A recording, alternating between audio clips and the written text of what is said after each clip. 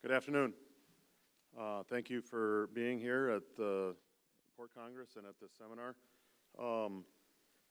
Sow mortality continues to be a significant cost to swine producers, and Dr. Leuwerke will give his perspective on the main causes of sow mortality and what he sees being done on farm to successfully address this industry issue.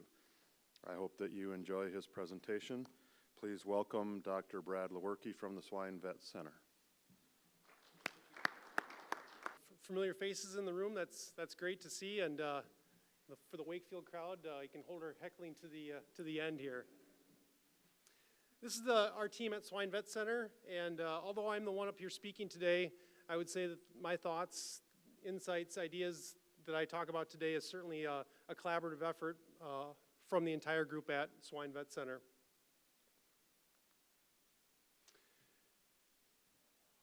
I don't really like starting to talk on a negative note, but when it comes to the topic of sow mortality and what we're seeing as an industry, I don't know that there's a better way to say it than we certainly have a problem as an industry.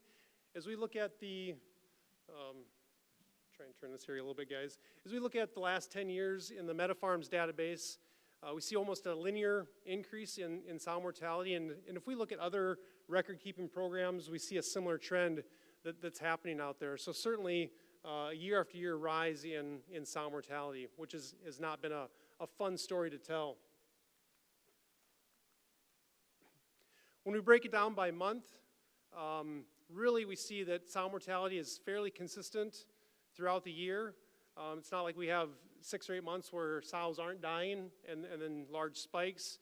We see a pretty constant pattern with a small rise that happens in the summer related to summer heat, and then another rise that happens in the fall and winter, most likely due to health challenges that happen on farms in certain geographies. Unfortunately, almost 50% of the sows that are dying are young.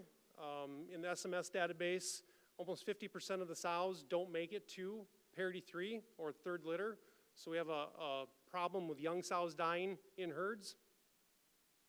And then when we look at the causes, and each record-keeping program has their own set of causes that a sow can be listed as cause of death, but really kind of the 4 big buckets that we see on farms are unknown or other, so we don't really define a cause of why the sow died. Structure, primarily lameness, but also body condition. Prolapses, and I'll talk a little bit about prolapses at the end of the talk, and then just general health, which includes heat-related death loss and other just health-related causes of sows dying.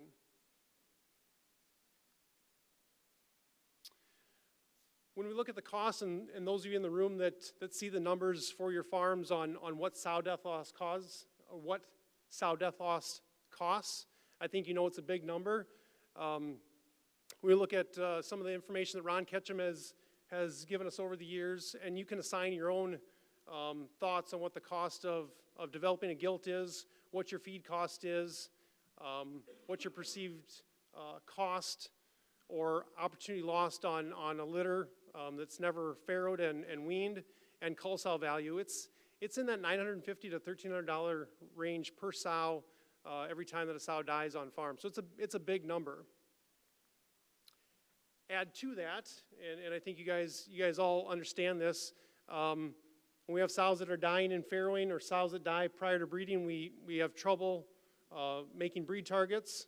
Similarly, when sows die in gestation, that affects farrowing rate and farrowing targets, and ultimately impacts wean pig output. And then again, for those farms that are adding more gilts into the farm to try and bridge that gap, there's the added replacement cost that brings with it with herds that have high sow mortality.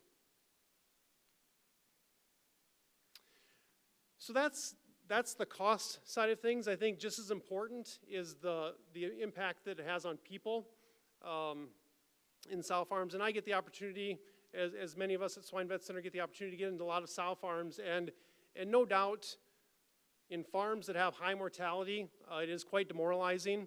No one really likes euthanizing animals. The removal process, although we have tools in place to get dead sows out of farms, it's a physical task to do that, and so that's tough every day. And then every time we open up that door to remove a dead sow, it is a biosecurity risk. So there's things that sows dying really impact the people on farm and takes them away from taking care of pigs, which is really what they ultimately want to do each day. And so I would say an overarching comment is that through pork quality assurance, we've made a commitment to protecting swine well-being, and I would say the last 10-year trend, or at least what I showed from a mortality trend standpoint, it doesn't shed a very good light on that commitment to protect swine well-being.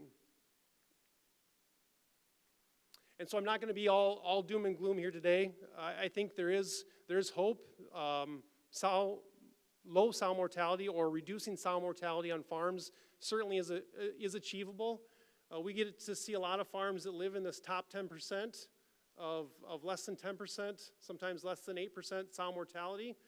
And I think there's some things that they do really well each day that we can learn from and practice on our farms where we have a sow mortality issue. And so really what I want to do for the rest of the talk is go through some things that I see being done on farm that are farms where sow mortality is low and things that I see that are successful in keeping that low month in and month out.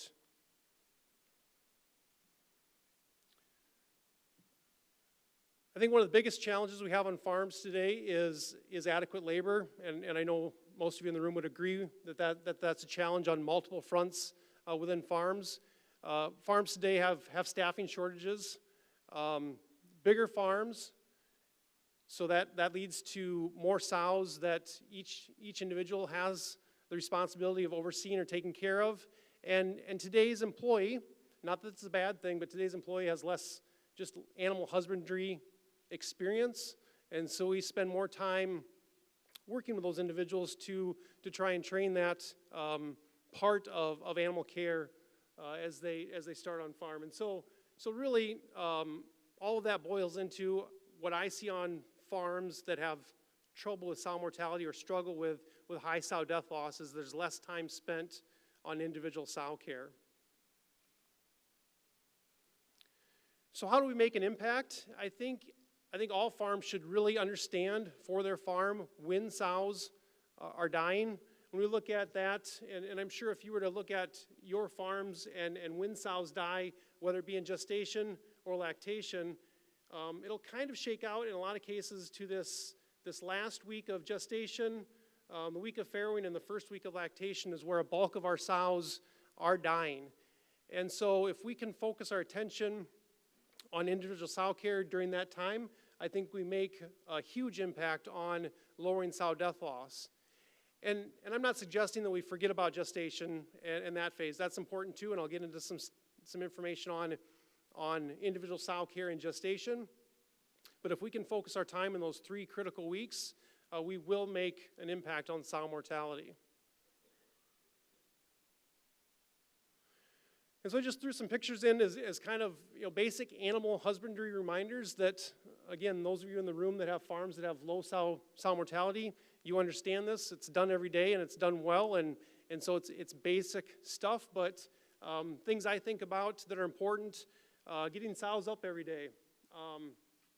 And I know the DNA, there was some work done on impact on prewean mortality and some of those types of things.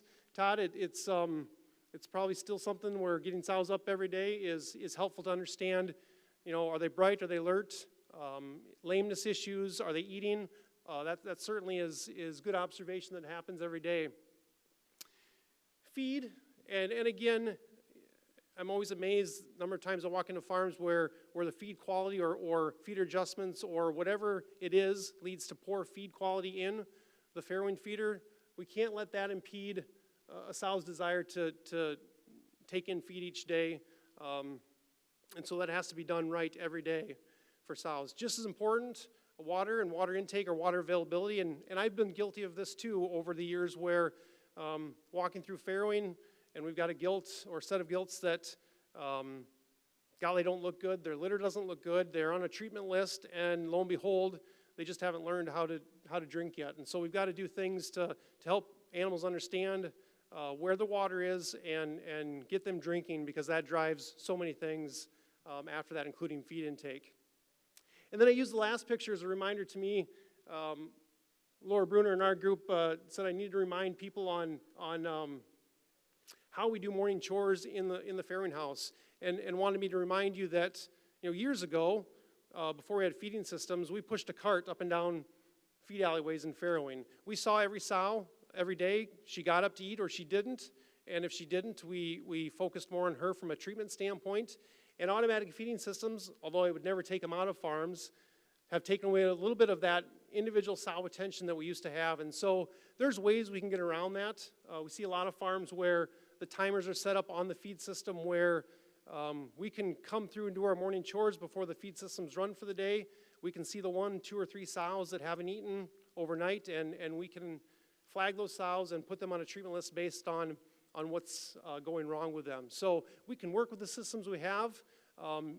Probably don't do a good job of that in herds where that is in place.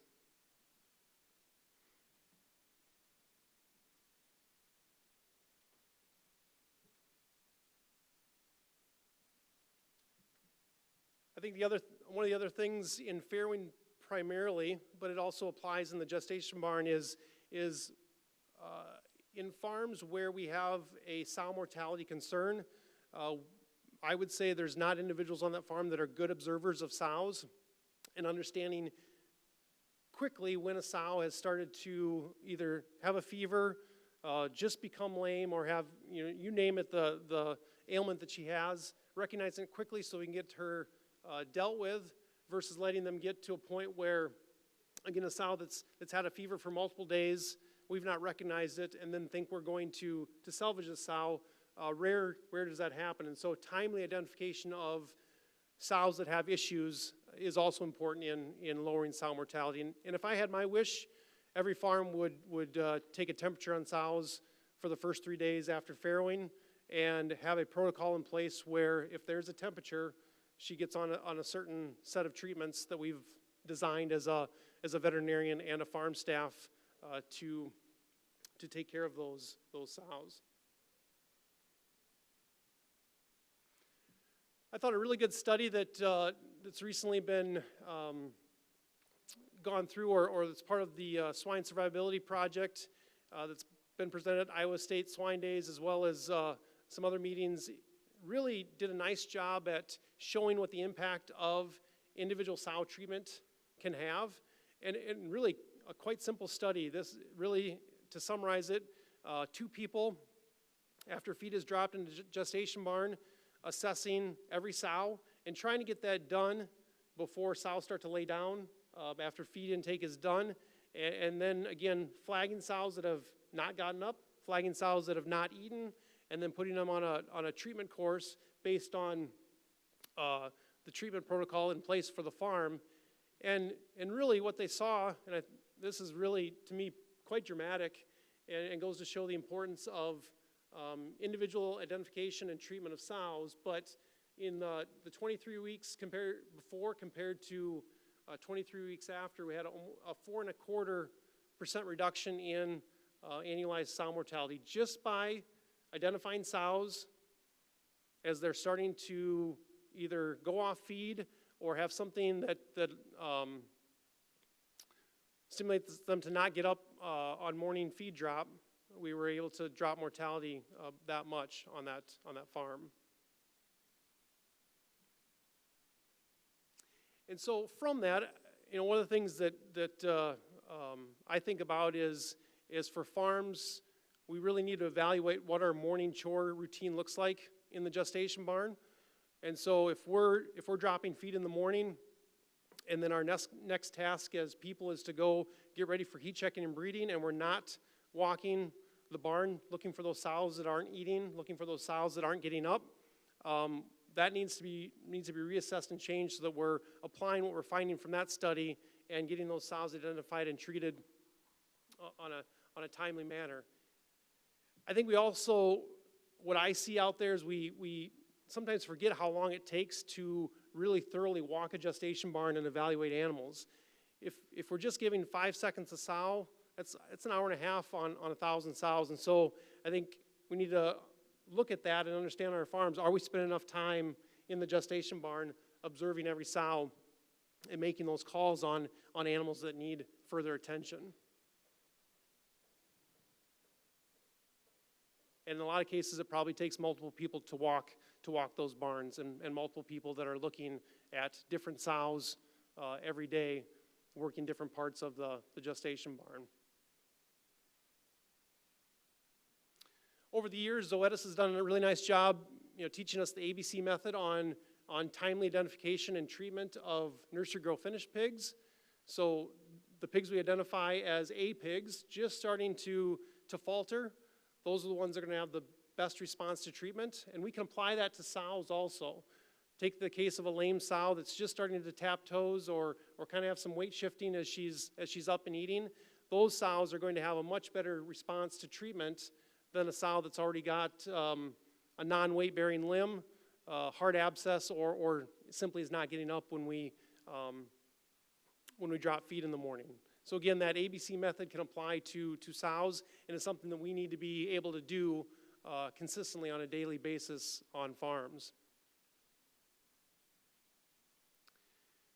The other comment I would have on general sow care is not to forget about our cull sows. And unfortunately, this is an area that I walk into on farms where we've designated a sow as a cull or a group of sows as culls. They either get crowded or packed into some pens waiting for the next truck to come, or they may get shifted to an area of the barn waiting for the next cull load and get forgotten about in many cases. And so understand culls are still part of the mortality on a farm, and we need to treat them just like any other sow in the herd. And so again, taking care of cull sows also is an important part of reducing sow mortality.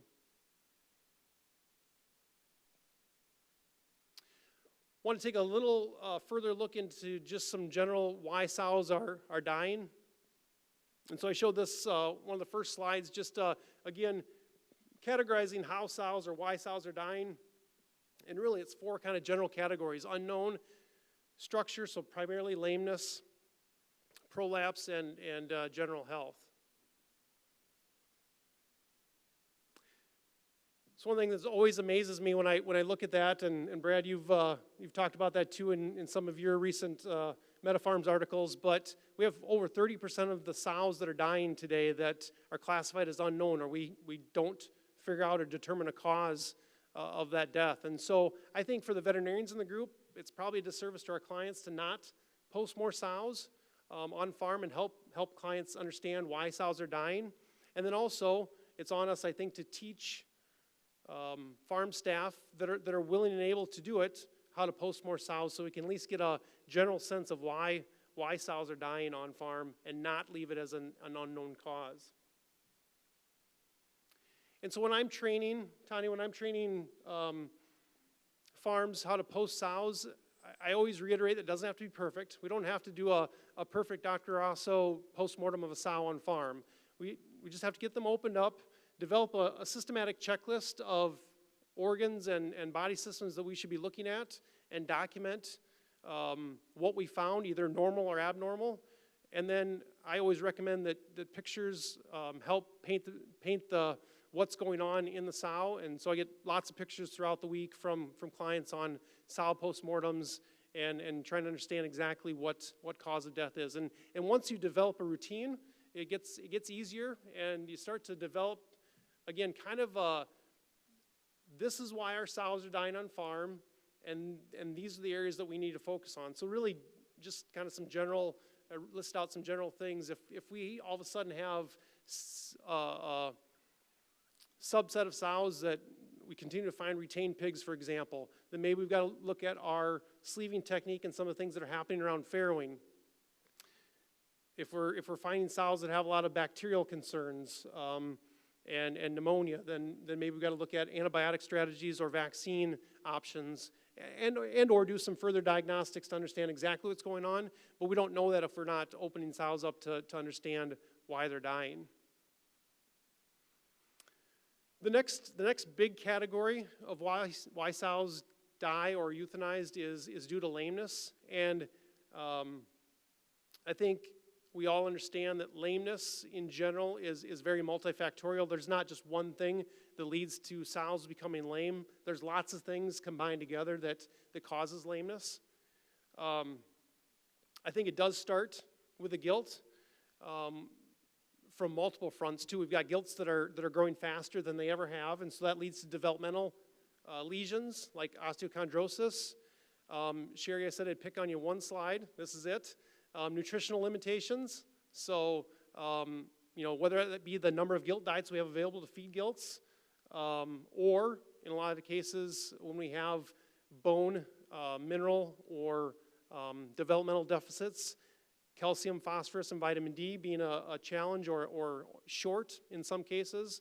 And then certainly have infectious things that happen throughout the gilt's life that all together lead to limbs and joints that maybe aren't suited to deal with multiple parities on a farm. And so just a couple examples of that, just so you can see it visually.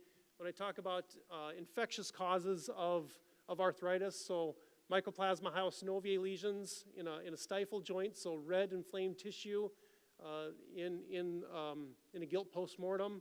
Osteochondrosis, so the articular tissue on the joint because of fast growth doesn't get good blood supply, and so we get some of that area that ultimately no blood supply dies away and a very painful lesion.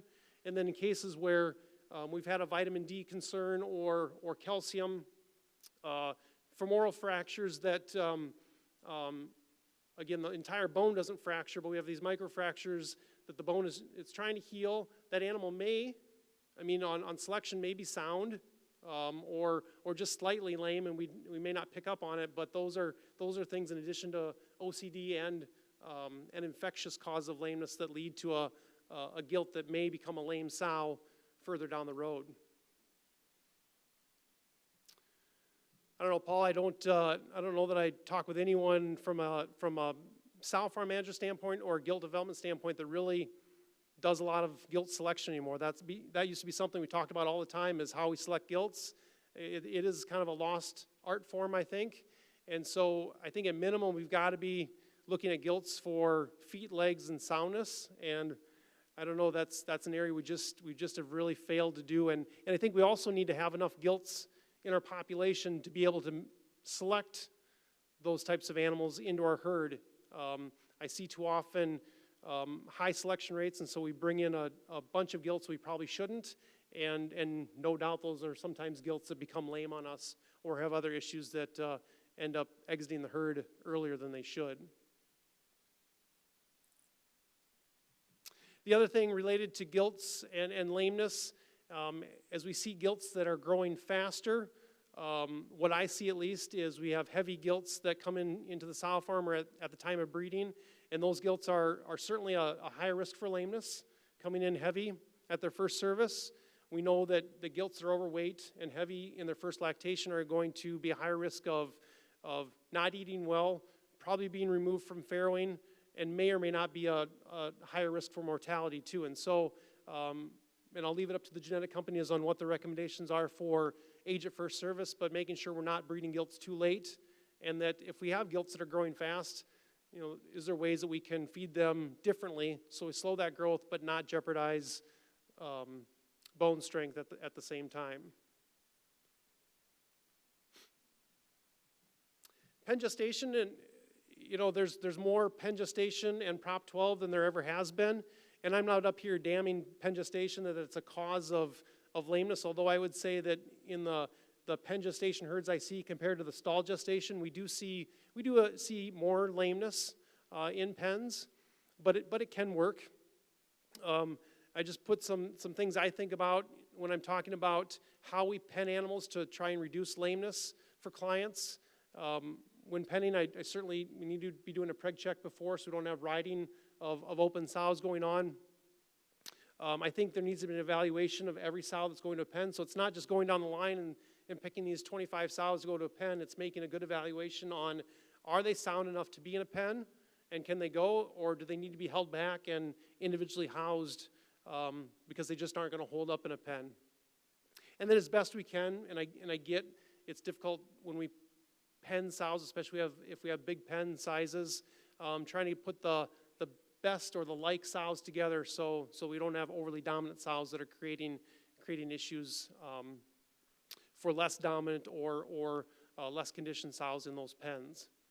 And then much like we would think of any crated gestation barn, pens need to be evaluated daily. We really should be getting in the pens, walking them thoroughly like we would any other gestation barn, and then have enough space available to pull. We know that sows are going to be lame or become lame in a pen, and so we have to have somewhere to go with them. And I know there's some good discussion yesterday on Prop 12 and kind of what we're finding, what we're seeing with audits and Prop 12 in general. I would say that, until told otherwise, I would really lean on the vet directive to allow us to individually house sows that are lame, get them recovered before we release them back into a Prop 12 scenario.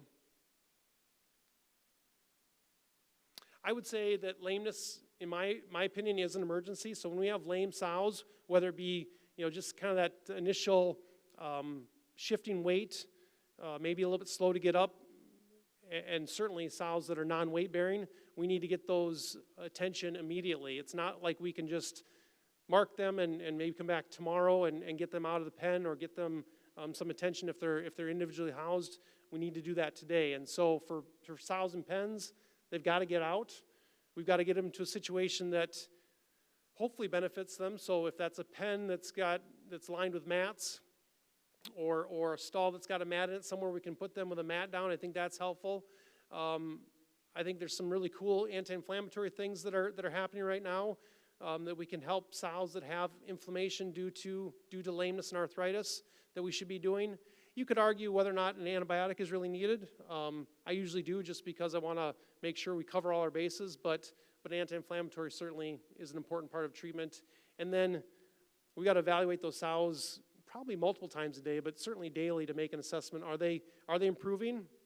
Can we at least create a sound animal that we can get out on as a cull, or unfortunately in some cases is that animal we need to euthanize because they're not responding. But again, I think lameness is an emergency and needs immediate attention.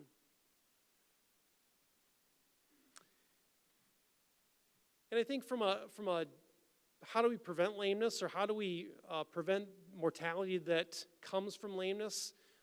We can be better at some preventative culling. These are sows that I would say are high risk for lameness. Sows with toe cracks or toe junction cracks, ripped dew claws, even these soft tissue lesions around a joint can develop into bigger, more severe lesions that lead to non-weight bearing lameness. And again, I'm always amazed when Dr. Rosso opens up lame sows and shows us that a sow that had the soft tissue lesion here, all of a sudden she's not bearing weight on that limb, and we go higher up and a huge abscess in a joint, and we're never going to get that sow recovered. She's not going to respond to anything we do.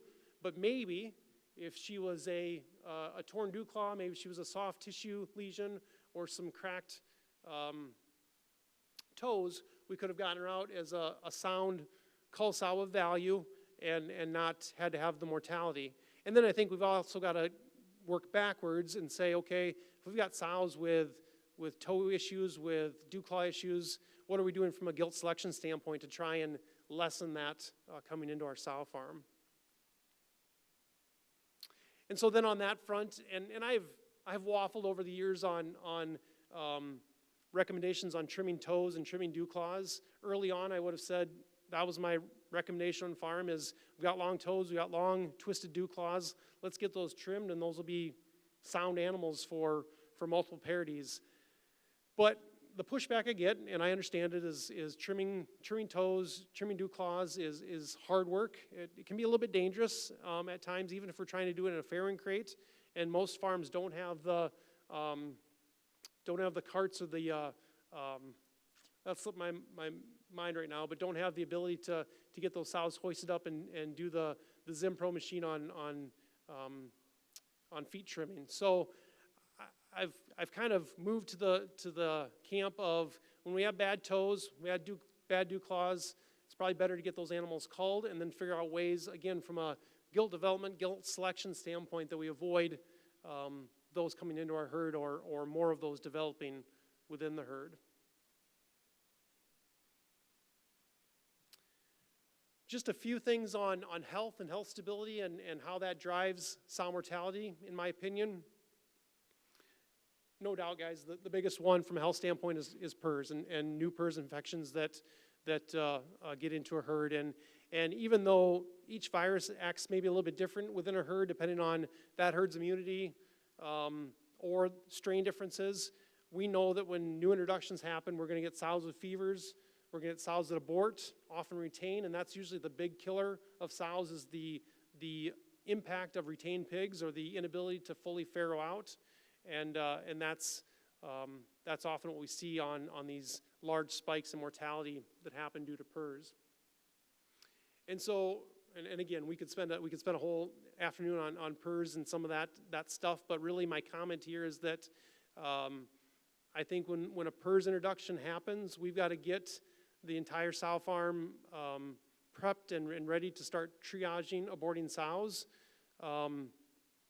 And really, to me, where that works best is when we have the farrowing team, because often there's less going on in farrowing. We send the farrowing team to the breeding barn, and they help get sows farrowed out. They're the ones on the farm that do it well, do it every day, and probably are the best suited to be in the barn and aiding sows that are aborting. Multiple checks each day too. Let's make sure we don't just check them once and hope they're done. It's multiple checks throughout the day, and then again, much like other sows that are fevering or are septic from retained, taking temperatures, using anti-inflammatories and antibiotics to help limp those sows through to recovery. And again, I think it's important to have a treatment protocol in place for a farm. So we have an agreed upon, when sows reach this temperature or have this ailment, this is the treatment that we're going to use based on the history of the herd and what we know about some of the bacterial pathogens that are laying in wait for PRRS to challenge immunity.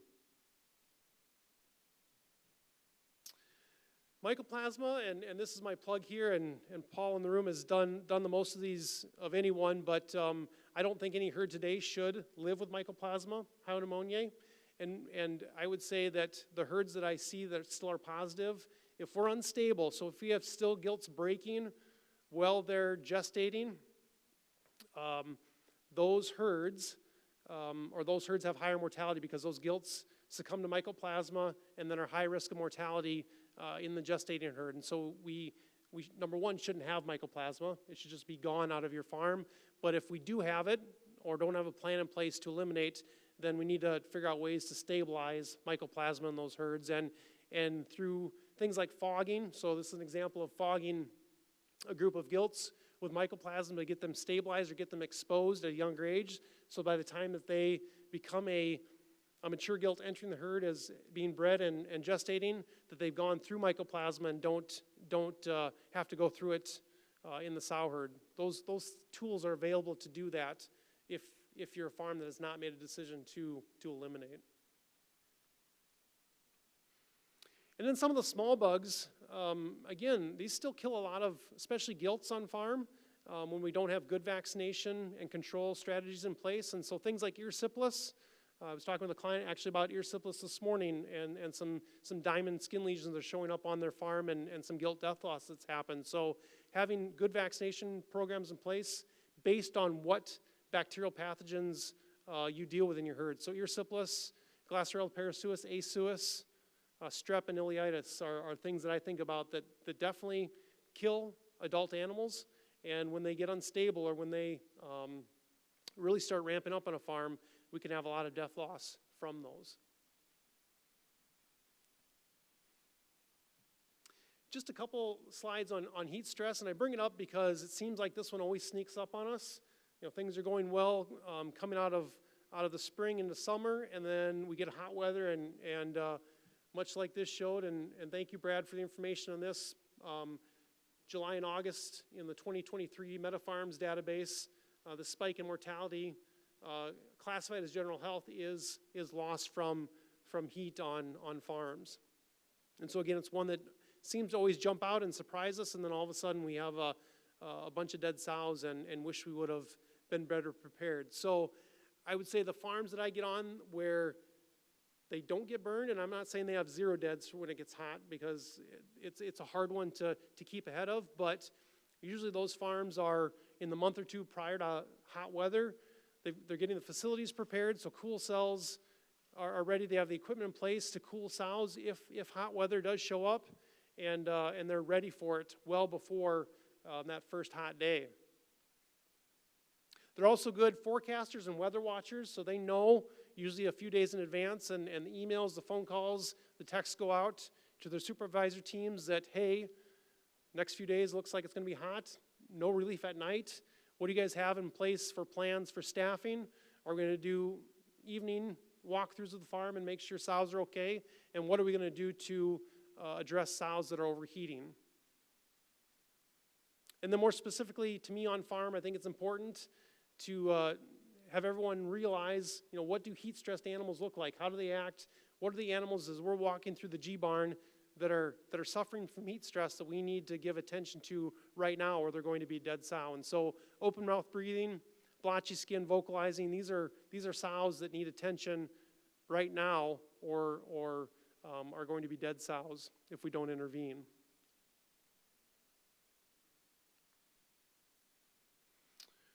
As I wrap up, really just wanted to make a few comments on prolapses, and clearly we don't have all the answers on that one yet, but I think we are making some headway in terms of reducing prolapse rate on sow farms. Really, when we look at when are prolapses happening, that part hasn't changed much. We've got almost 90% of the prolapses happening in the last 3 weeks of gestation into farrowing, with almost 50% of them happening in a 4-day window, around farrowing, which again, that's really how it's always played out. That hasn't changed much. That's still what we see on farms that have prolapsing issues. The silver lining, or the exciting thing, is that I would say the genetic companies are starting to recognize and have found that prolapsing is an heritable trait, and it's something that they, in some cases, as far back as 2021, have started to put that in their selection index. And so hopefully as time goes on here, we should see less prolapse from a genetic standpoint, knowing that there is an heritable portion of prolapses that is being identified. So that's exciting to see as that starts to play out in the coming years. What I continue to tell farms until that hopefully plays out is be willing to try different things for prolapses. Just because it does or doesn't work on this farm doesn't mean we can't have some success on another farm doing some of the things that we found that have benefited. Pre-farrow calcium, whether that be injectable or top dress, a laxative pre-farrow, we've had success with that. We've had luck with custom top dresses that are a combination of calcium and laxative, either given pre-farrow or even going out into the gestation barn and looking at those animals that are higher risk for prolapsing, so those animals with perianal edema, and getting them top dressed prior to them getting into farrowing. And it's interesting to me, we can have a farm where that plays out, works really well. They wouldn't go away from it because it's stopping prolapses. We go down the road and try another farm the same way, and we don't see that impact. And so I think for farms that we aren't seeing benefit to one remedy, or one treatment, then we need to be trying a different one and see if something sticks on farm. The other thing that's really been interesting recently is we are seeing some positive benefits to limit feeding pre-farrow. And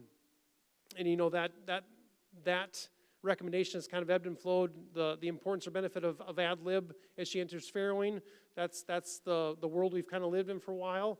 Now as we've tried some limit feeding to reduce prolapses, we are seeing some benefit to that. And you can work with, Paul, you've got some good recommendations on that, but you can work with the automatic feeding systems and figure out ways to limit feed using a feeding system without having to push a cart up and down the feed alleyway.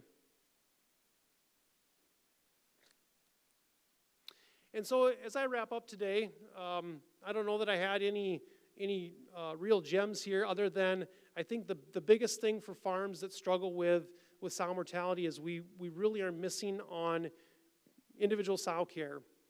We're not making an assessment of every sow every day, and when we do that, we can make an impact on sow mortality.